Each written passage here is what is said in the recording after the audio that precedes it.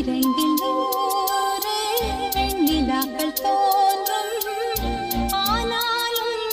அனல் பாயும் நாடி எங்கும் ஏதோ நாத வெள்ளம் ஓடும் ஆனாலும் என்னதான் மீசை நிற்கும் வண்ணம் தீ வளர்த்ததென்ன தூபம் போடும் நேரம் தூண்டிலிட்டதென்ன